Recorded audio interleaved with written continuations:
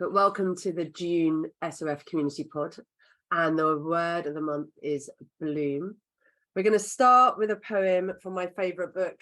Yes, it's The Calm Centre, and the poem today is called The Challenge, and I'll explain why afterwards. The challenge.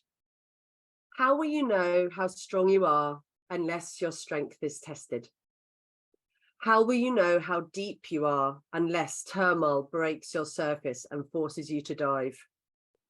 How will you know what sleeps inside until the whole of you is challenged to wake up? Then you'll turn inside to gather your resources, your untapped reserves of strength and skill, then rise like a sun, amazed by your own brightness, stronger than you ever suspected, deeper than you ever dreamed. Take a moment now, close your eyes, look out a window. We'll take a couple of minutes of silence.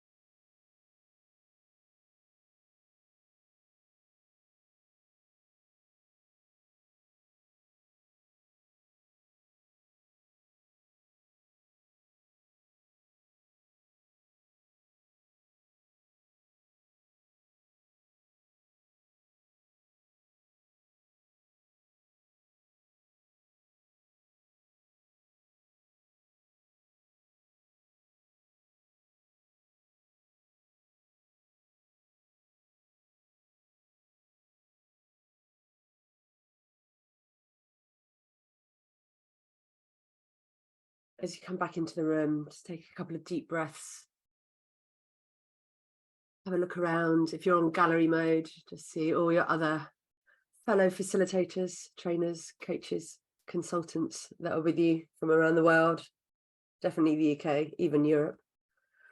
And welcome to the pod. So team, we've made it to June. I don't quite know how we managed to do that, but it is the 2nd of June. If you're in the UK, we are a country of two weather halves right now. You're either basking in glorious sunshine and heat, and I understand that's Scotland and the far southwest, or if you live on the East Coast or in the Midlands, it's, as someone said from Margaret said from South Yorkshire, it's cold and cloudy and super windy. So I don't know which camp you fall into. I know my European colleagues have got sunshine and warmth and heat, so it's all a bit bonkers, really. I was really hoping to play like Mr. Blue Sky ELO, but that wasn't going to happen today. The poem today, I asked my guest Micah to tell me when to stop, and it just fell on the page, and it's called The Challenge. And this morning has already been a challenge for me because my Wi-Fi went down. Catherine Nicholson was brilliant at helping me. We were sort of trying to work it out. Catherine, thank you.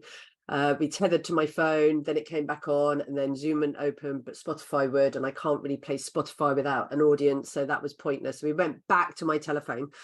So yeah, we're tethered to the phone. Micah was host at one point. He was texting me going, people are arriving, shall I let them in? I was like, oh, my life.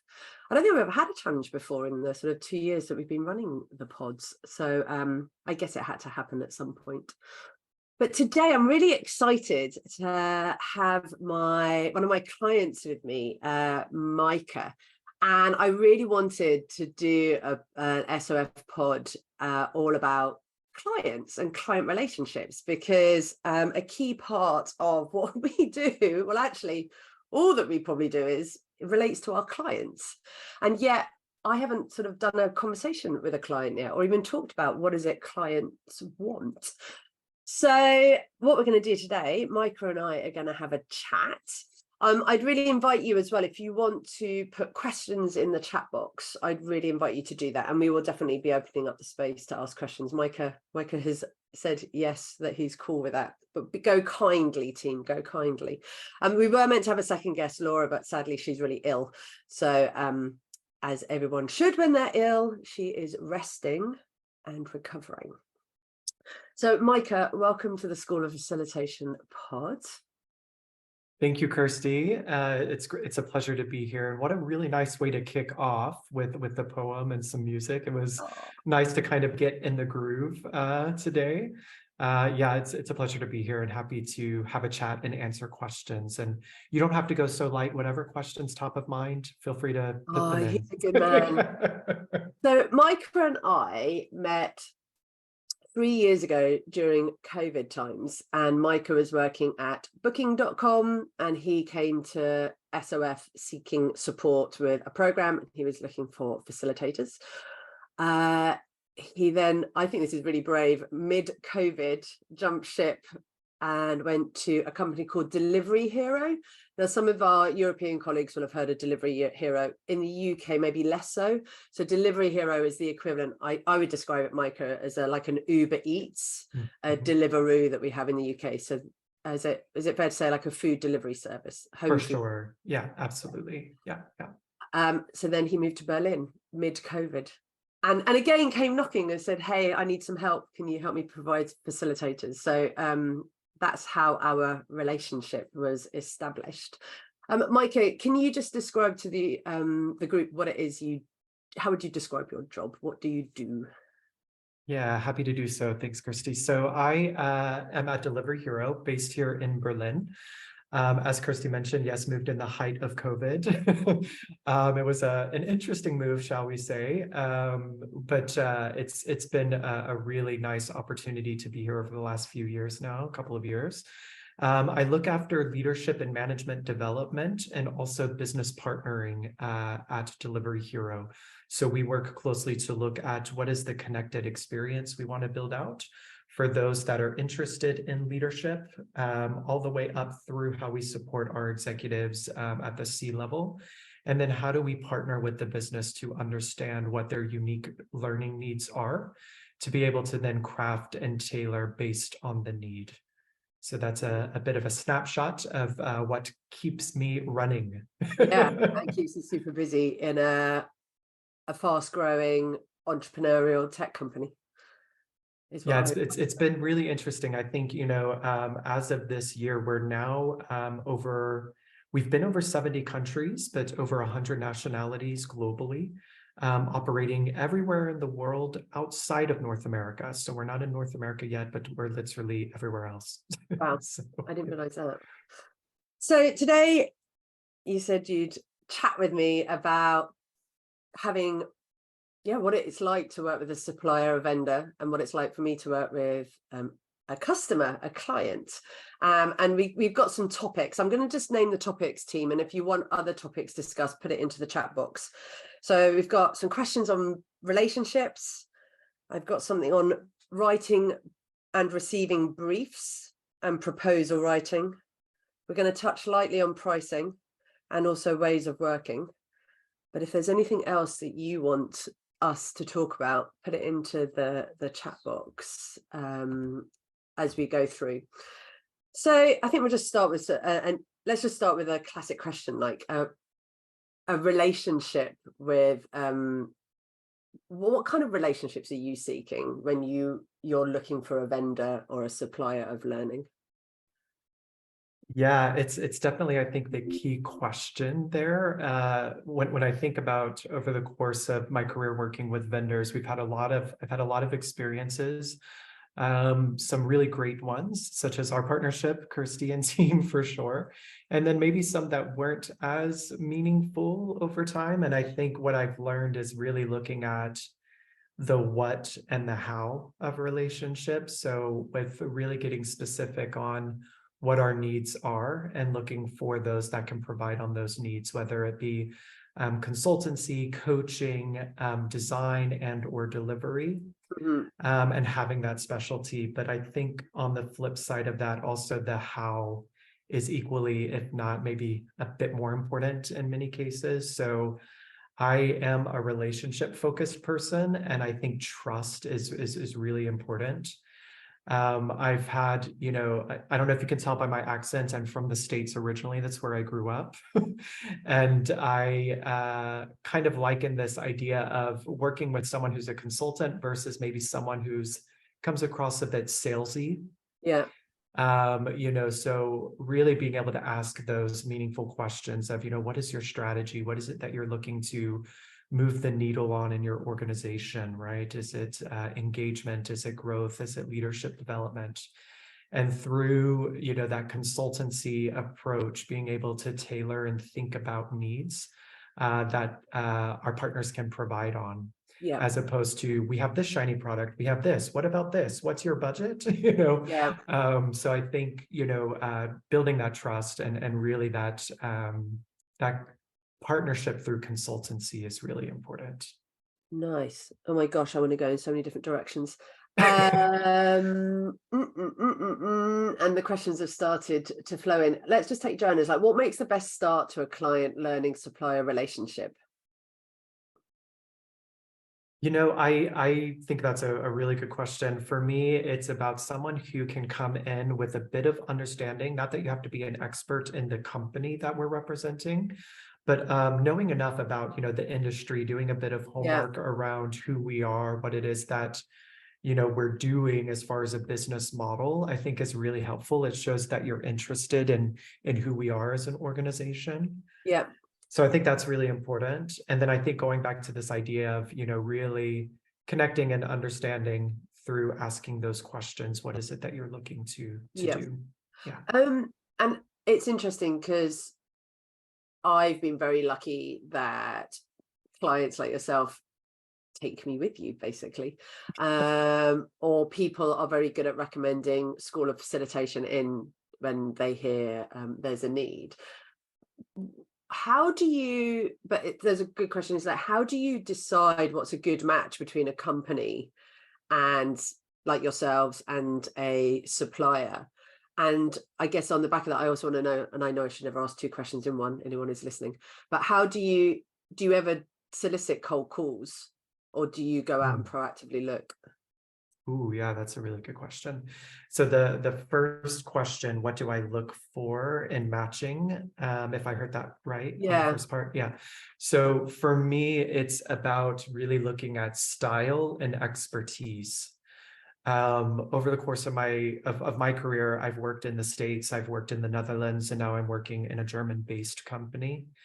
And so really looking at those that can kind of flex their facilitation style based off of, our population. Yeah. I think sometimes, as we know in Germany, there's a more direct style of communication versus other parts of the world. And so how can you create that flexibility of delivering your message in a way that lands well with the population?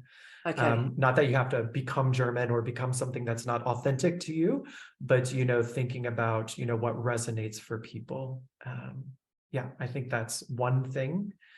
But also thinking about, the expertise. I think here in the company right now, we look for people that really have strong experience in leadership development. I see Esther on the call with us, I believe. She's supporting us as a facilitator. And I think, this is something that we look for, people who have that experience linked directly to what we're designing or facilitating, right? I think is also really, really important. Yeah. Nice. I forgot my second question that I asked you. That we both cold calls. I think it was cold calls, right? Yeah. Do you ever take cold calls? So cold emails probably, or cold LinkedIn approaches. Yeah, I'm going through my mental Rolodex right now. I have to say it's a bit rare. Usually it's either someone that's been recommended in my network, which is not necessarily, a warm, relationship, but it's still kind of that networking, community building referral system that I think works really well. Yes. I have done a couple of cold calls if it's just something that's out of my experience level. Like, for example, this year I've been supporting on the D&I space as we've been going through transition internally at Delivery Hero. And so I've kind of taken on, you know, the DEI work in the intermediary. And there's been some thought about, you know, cold calling and reaching out to people who really have that specialty, because I haven't worked as hands-on Yes. there, right? Nice. So it really depends on kind of, you know, what my level of knowledge and my level of expertise as well. Okay, cool.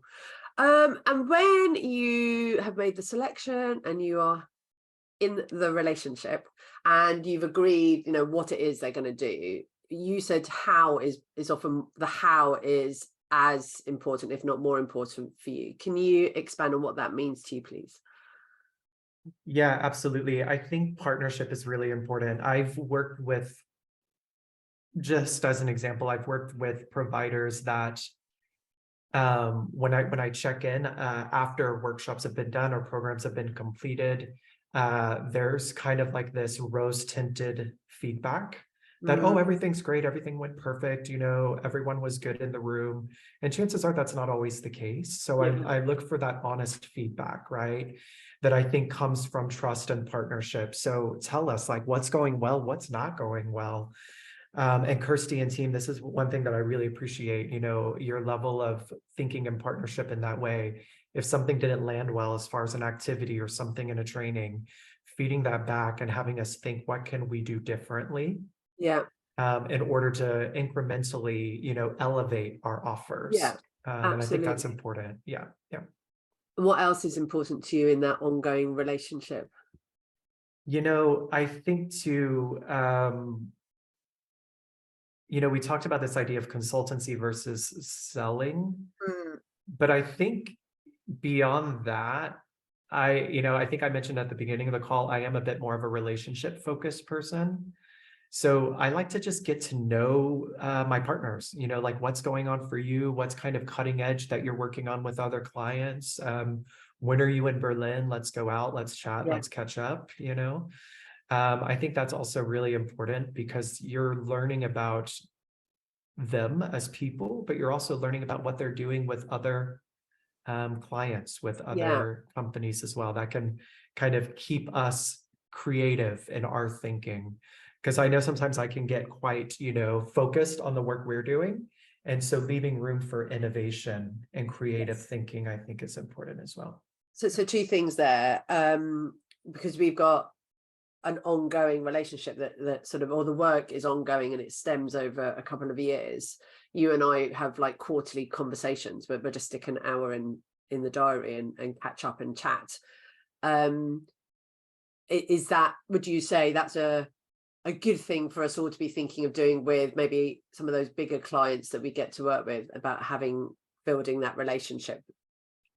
I think so. I think that's important, right? Like being able to put yourself there and stay connected, I think is always a good idea. It's good just to kind of hear, because then you're going to hear more about what's going on with your clients and things that change. I mean, you know, we're in an ever-changing environment more than ever. I think COVID taught us that, and coming out of COVID is teaching us that as well, with trends that are happening with resignations and restructures.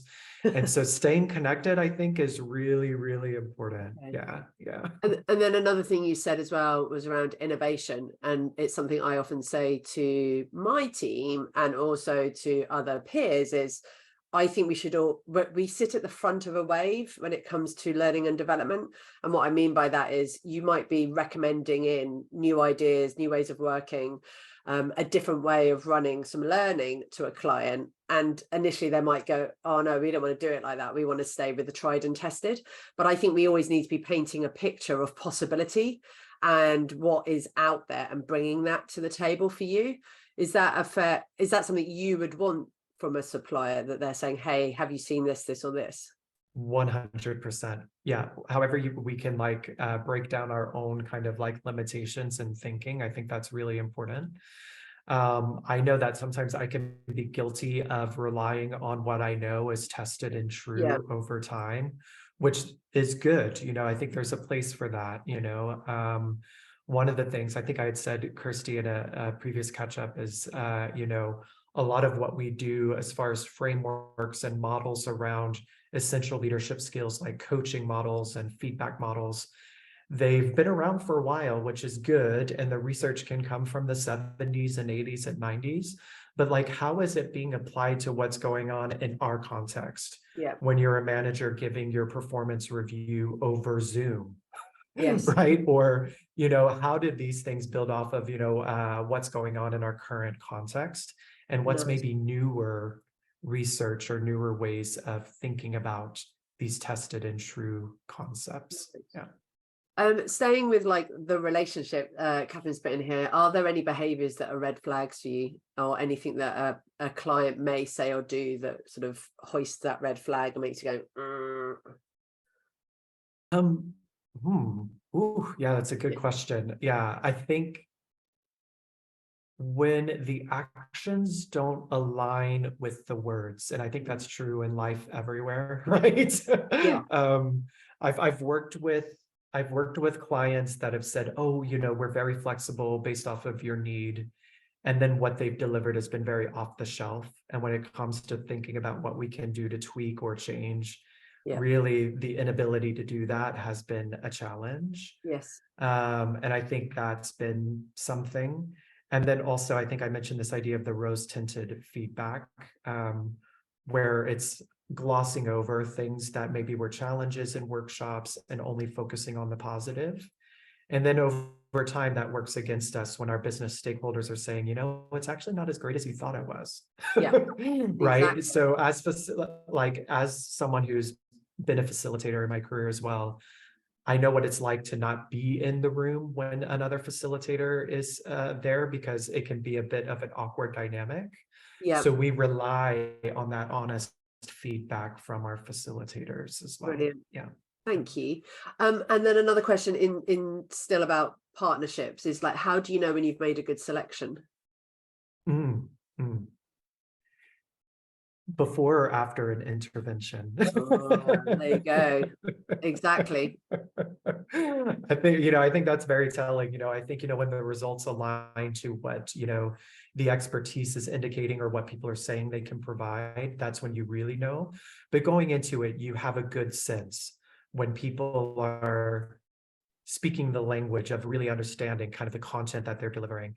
When they're able to go deeper into things that maybe in and of itself, like the grow model of coaching, you can skim over it in 15 minutes, or you could have it be a full day workshop talking about the power of open-ended questions, talking about, how you dig into something like that.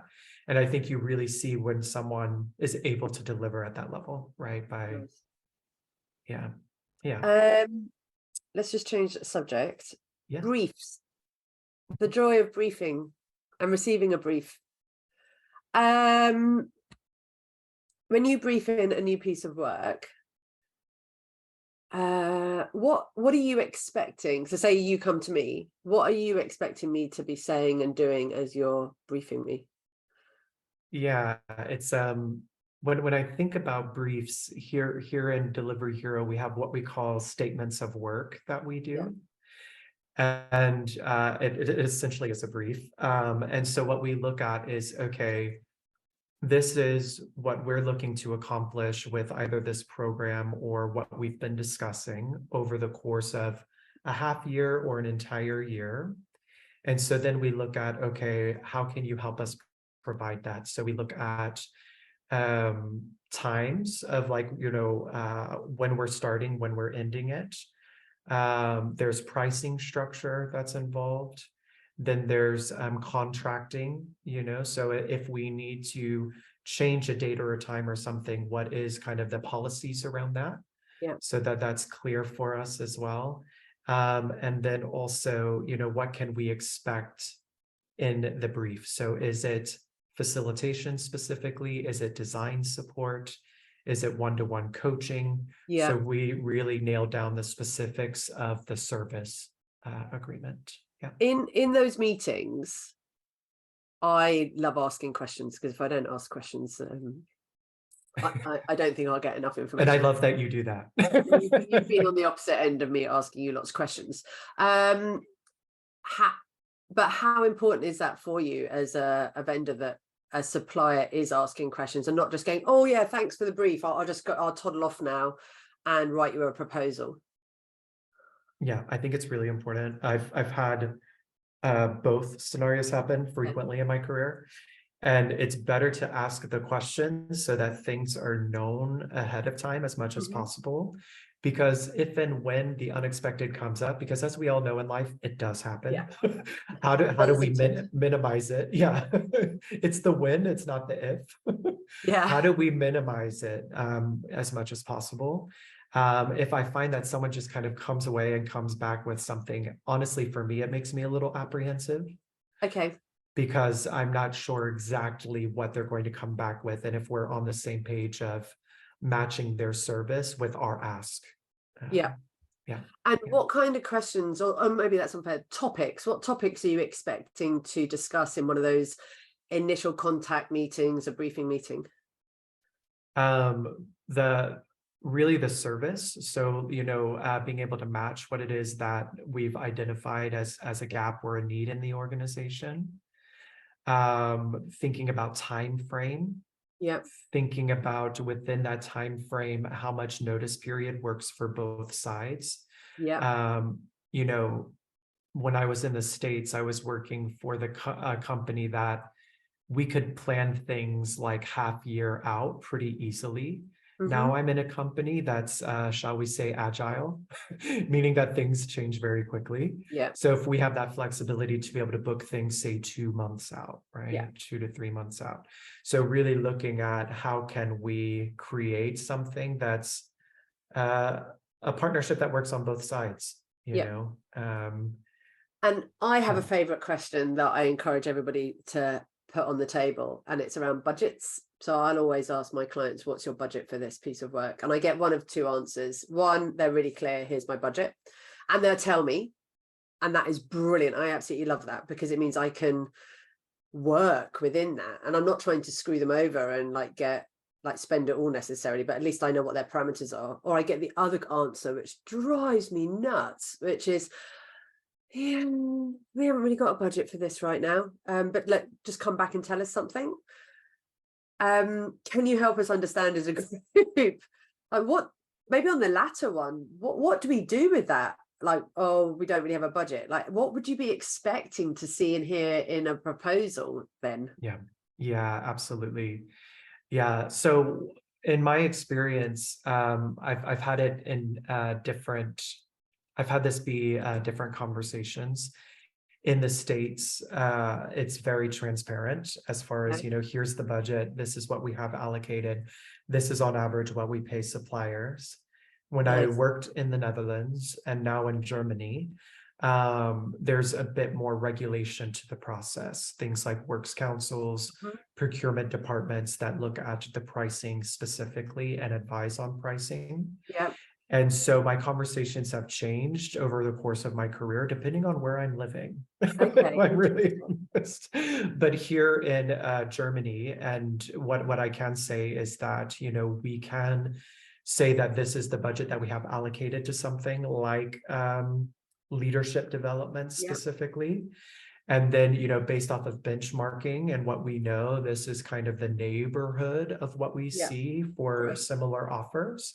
And then in order to nail down the pricing, then we connect our partners with the procurement team. Absolutely. To then have that conversation and land on a price.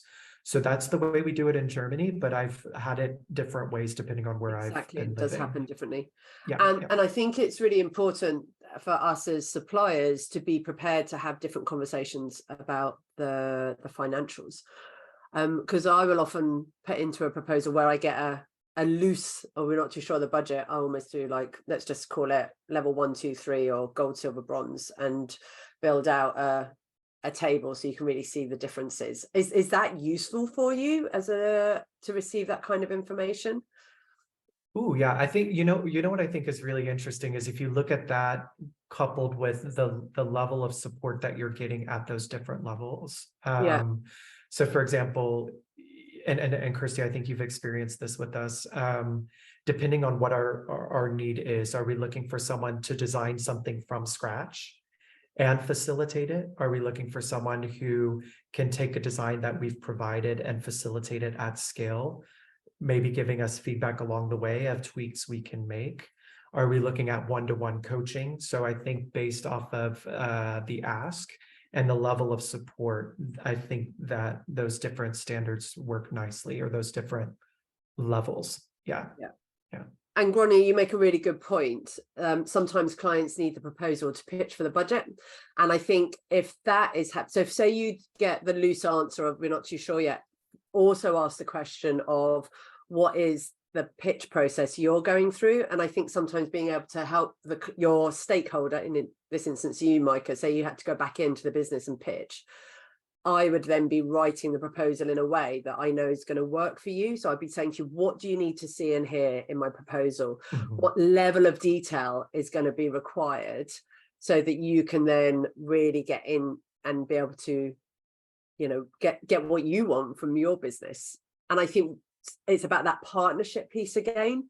And so, team, something you might have to think about is sometimes the proposal process takes more time than you think, because there's all the things that are happening in the background for the client that you have to actually get done. And on that, like, what is the level of detail you'd want to see and hear in a proposal, Micah? Oh yeah, I think it's a great question. And the question that came in as well, I agree this is a good one. And I think early in my career, I remember thinking, you know, I don't really know. It's kind of the chicken or the egg kind of scenario. I don't really know what I'm working with until I can see a price proposal. I've been in that scenario. And I think going to your question as well, Kirsty, what are we really looking for in this is someone who can be very specific with us on what their level of service is that they can provide. So what's the level of partnership and service? You know, what are the credentials that can differentiate? Because we've worked with people that do similar things with different pricing structures based off of the uniqueness of what they can offer. You know, I've worked with people that have PhDs, and what they bring might be a similar framework, but they're bringing in, you know, dissertation research that they've done related to it and how they've tested it out in different organizations. And some people might really appreciate that research background. And if we have budget for it, then that's something, you know, but if not, then, you know, someone can equally facilitate a meaningful workshop on similar content, but not have that unique value add of the research, just as a hypothetical example. Thank you. So I think, you know, really nailing down what it is can be helpful. Actually, I'm just going to go back to a question James Gardner asked earlier, which was how important are qualifications? I saw that one come through, exactly. Yeah. And how important are they from your perspective?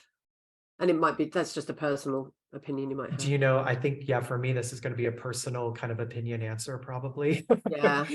I am someone that leans more toward the tested and true people that you can tell from the conversations, just know what they're doing, have that knack for being able to just facilitate design, carry themselves in a way where they've done this work, and we can rest assured that we can set them free and they're just going to run and do it and make it great. You know, there are times that, you know, we've gone away where we thought, oh, this is really shiny and seems okay, this person has, you know, this level of education or, you know, this specific industry knowledge. And then when it came to the actual facilitation, it didn't land the way that we thought. Interesting. So for me, you know, if I were to pick and choose between, say, kind of like, you know, academia versus experience, I tend to go more toward the experience route.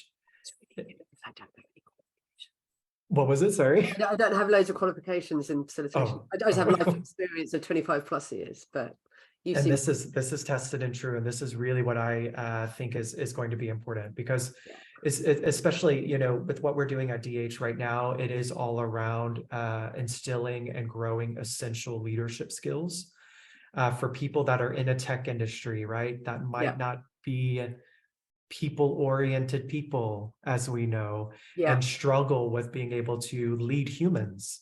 Yes, and so I help them lead the humans. Yeah, and so instilling these kind of concepts and looking at the behavior change over time of practicing things that are a stretch for our people in our industry is something that I really look for. And I think this is where that experience comes in and makes a difference. Thank you. A couple of other questions, maybe knock them out.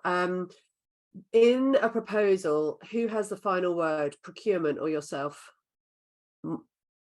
Yeah, I think so it depends. yeah, exactly. That's a really good question. So I have the final approval in that in our system, I click approval for it to go through and for it to happen. When it comes to the pricing component of the statement of work, that is decided with procurement. So they have authority on that. And then at the end, once they've done that, it comes to me for final approval. So in other clients that I've worked with, there are bands, I think it's the best way to say it. And so I'd always encourage you to be asking at what's the financial breakpoint that procurement have to get involved. And so if you ask that question of your supplier, either they know the answer or you need to encourage them to go and find out. And so, for example, there was one client we did a really big piece of work for, and the breakpoint was 100K. And I was over by 2K, and immediately procurement got involved, and I had to deal with a very officious German. Scared the bejesus out of me, but that was okay because actually he was super helpful, and he was a nice German and a nice procurement person. That's unfair. It wasn't about being German, it was about procurement.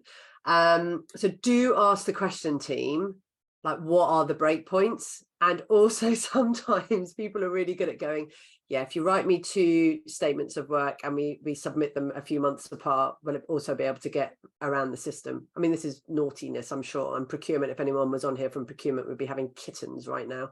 But I'm sure they know it's happening. So just often finding out what those breakpoints are is super helpful, even for the client. And sometimes clients don't even know what they don't know. And that's something Micah and I were talking about earlier as we were working through tech problems, is sometimes the client doesn't know everything you think they're going to know, and they might look to you to lead a bit of the process. And what I mean by that is come armed with all the questions you want to ask and you think you should ask, and you'll know quite quickly whether the client gets it. Is that fair, Micah? Because you said, when you first started out, can you describe what it was like when you first started out learning? Yeah, I mean, for sure. I remember when I first started this process in my career, I needed a mentor first and foremost, of someone who has done this before and could guide me on what that looked like. When I first did it, it was in the States as well, where it was a bit more, shall I say, transparent. You have a budget and you either work within it or you don't. And if you don't, you can't do it. You know what I mean? It's kind of, I think it was a bit open in that way. And then also there was the thing that I thought was unique in the beginning was that in America, it's more apt to be negotiated. Yeah. Where I've noticed in Europe, it's a bit more straightforward. And so as long as you're in your cap of your budget, in the States, there's more of a negotiation that occurs there. So it's interesting to see kind of the cultural nuances that show up in corporate based off of where it's from. But this is kind of synonymous with many things in the States as well, right? I mean, so I've got a couple of things flowing through my head. One, I was just going to say to the group is, if procurement get involved, don't be too worried, but they are trained in negotiation. But always think sell first. So sell the benefits. If you've got to have a conversation with them, talk to them about that. They'll just want everything super logical. So do your preparation before you go into a meeting with procurement and be able to explain why you've done something the way you've done it, how you've priced something, how you've priced it.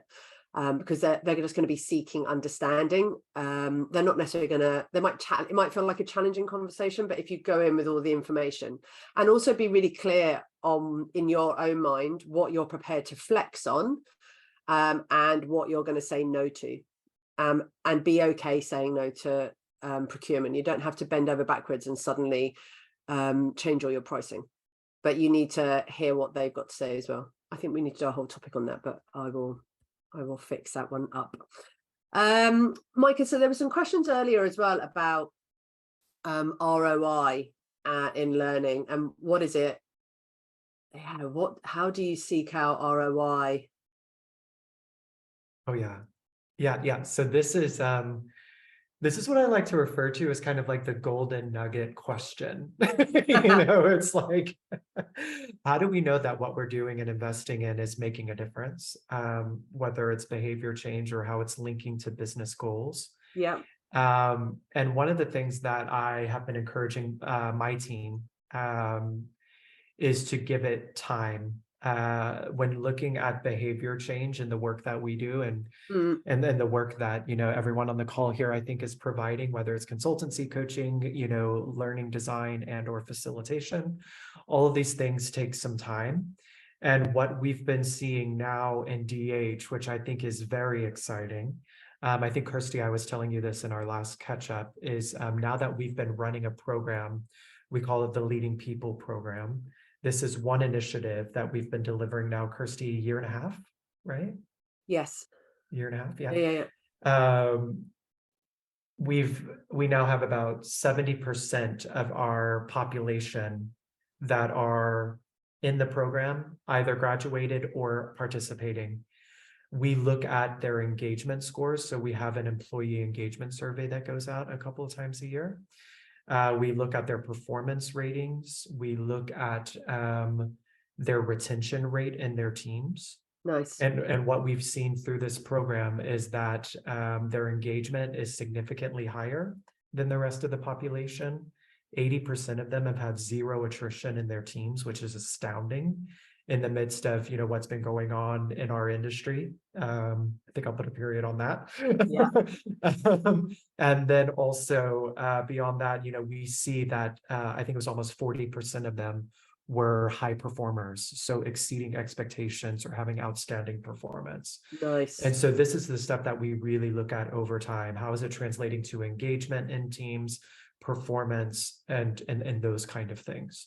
Great. So so these are the things we look at. Yeah. And I think often sort of clients will say to us, what's the ROI? But actually what you're saying is it's often the clients need to have some of that set up to be able to do that measurement. So you do it through your people surveys. Yeah, we can do the happy clappy sheets straight after. I don't know, we do that with you and we get that immediate reaction. And anyone who's done their Kirkpatrick studies will know that's level 1, but that will just give you happy clappy scores of, yeah, that was fun, the seats were comfy, the biscuits taste good if you're in person. So I think it's more than that, and it's like working with the client to go, right, how are we going to measure?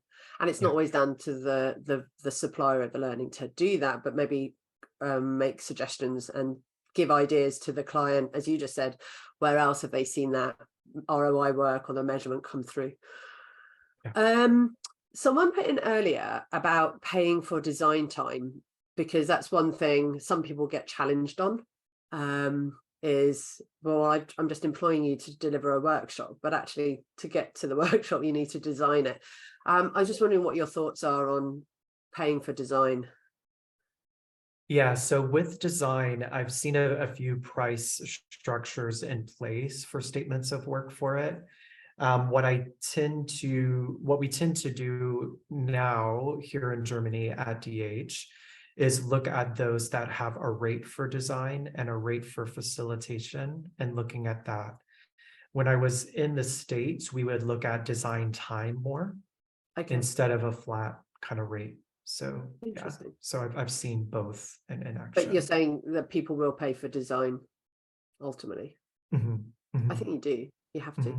Yeah, exactly. And I'm of the opinion, you don't have to react to this, Micah, this is for the group more than anything, that our design is as valuable as the delivery, and therefore charge the same as the delivery, because that's where you're doing your thinking, it's where you're bringing your creativity to the fore, it's where you are bringing out the ideas that's going to then help in the delivery. Because if you don't have great design, you could be the best person on your feet, but if the design's shit, you're not going to be brilliant. Yeah, and design time can take longer than the delivery itself. So it's just something to do with the team. One of the things that I can say on this too is that I've worked with and work with providers that only do design and some that only do facilitation. Yes. So we do look at it as two different services that are Nice. provided in And partnership. you've been really clear in our relationship anyway. We've got real clarity of when it's just pure delivery and when there's design involved, and are able to articulate the difference. And sometimes, and I think this might be good to think about as well when you're working with clients, because like I have a background in learning and leadership development, so I understand the difference. But sometimes you might be working with people that don't understand that difference. That might be your client that don't understand. So there's an education piece that I think can be really good when you're posturing yourself for statements of work to really talk about what's involved. Because some people might be asking for things and they don't understand the depth of what that means. Yeah, exactly. And I often say to the client as well, we don't provide off-the-shelf vanilla solutions. So you're not buying something that's already designed necessarily a lot of the time with us. Whereas I know there are other businesses, just like you said, who will be touting for business, who have like a one-size-fits-all, but will change the logo and tell you that they've, what's the word I want? Amended it for you, personalized it. But I have they? And I used to be one of those people that did all the delivery for a company like that. So I know, yes, we weaved in information about the different clients' businesses and we brought case studies, but the concept was exactly the same day in, day out, if that makes sense, depending, not dependent on who the company was. Yeah. And that kind of, full transparency, that can also work against you depending on how knowledgeable your client is. Yes. Because sometimes if someone doesn't come from a learning background, they might not know. And they're like, okay, that works. But then other people who have that experience, they'll see through that. And it can actually work against the integrity of the relationship. Yeah. One of my colleagues and good friends, Catherine, just said, I once pitched for some work many years ago and put in 3 days of design. And the client said, could you not just work a bit quicker? Whew, yeah. Tough. Yeah. Yeah. Knows the answer. My brain That's a doesn't tough one, process. Catherine. Yes. I'm just going back up. What other questions do we have that we haven't answered? I'm very conscious that there were other things that people have said. I didn't get the gig, by the way. Catherine, I think you probably saved yourself by the sounds of things. Because, and that's another thing from my perspective, is sometimes the red flags come the other way. So by the way, team, when you're in those briefing conversations with a client, you're interviewing them as much as they're interviewing you. And you may notice there's some flags that are coming up and you're thinking, oh, I don't know if I can work with a person like this. And it is okay for you to say no as well, the other way.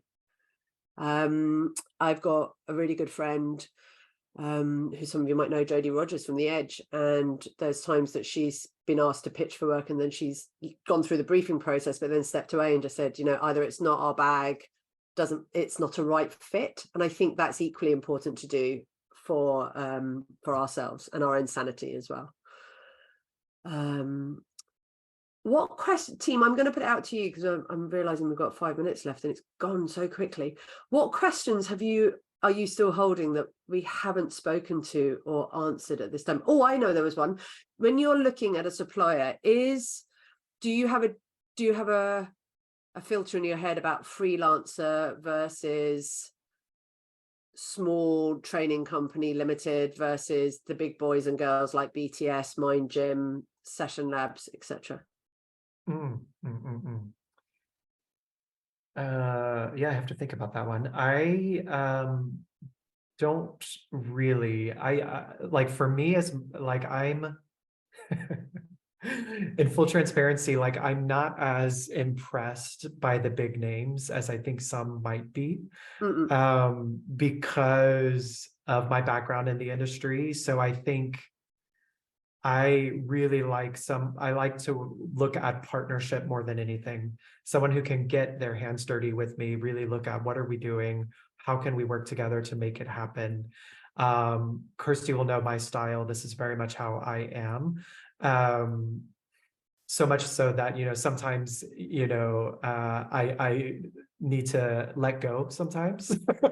And that's a growth opportunity for me that I continue to embrace. Oh, sorry. Oh, sorry.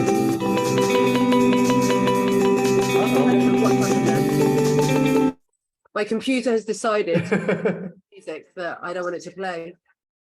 But no, I think, that's what I look for is that partnership. I think someone who can really get in there with us. Mind Gym, some of those, we have worked with before. And I think too, it depends on kind of like what it is that we're looking to solve for. Sometimes if we're looking at delivering something very quick to cover a lot of people over a short amount of time, they might have something that's a bit more off the shelf that we can like lift and shift quite quickly. And if that's the need that we have, then that's fine. But if I'm looking for something that's a bit more tailored, I tend to like to work with freelancers and those that are kind of in the smaller businesses, because I see there's that level of devotion that I quite like of working together. I like that level of devotion. Yeah. And it's actually for those of us who have got smaller businesses or freelancers, this might sound really mean, but I think we do have a level of devotion and like really care about our clients. You're not just a number and a budget line for us, whereas in a bigger business it's all about just bringing in the money so that they can keep their and sustain a business and going around. And that might be really harsh, but that's just an opinion. There was another question about how much do you involve the client in the design? But I think that just depends on the project.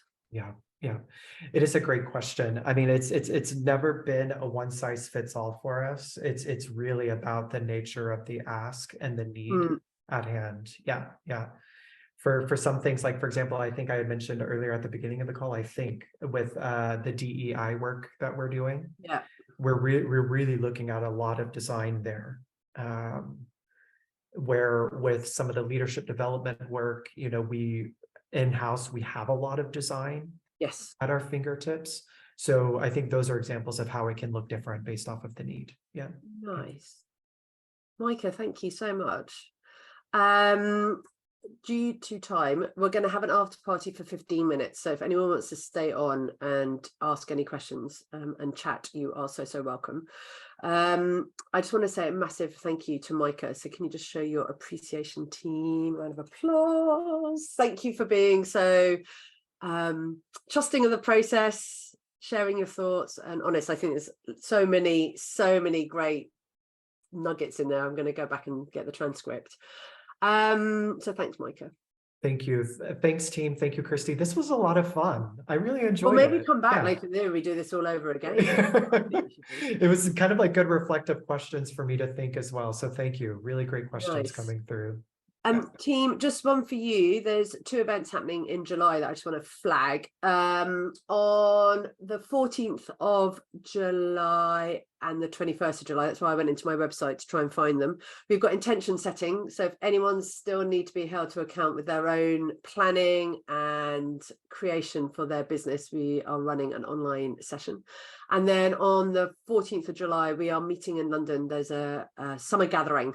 So if you want to come and meet fellow facilitators and trainers, we'll be in central London between 10 and 3. It's all on the website, but I don't go back into my website because it seems to be playing videos all the time and it's just making too much noise right now. So if you go to the website and go to gatherings, but it'd be lovely to see some of you and meet some of you in person, which would be utterly amazing. This is going to be the formal end and I'm going to hit stop on the recording, but we will stay for the after party. So if you want to stay on, feel free. Otherwise, thank you for being with us at the June Community Pod. We'll be back again on the 2nd of July.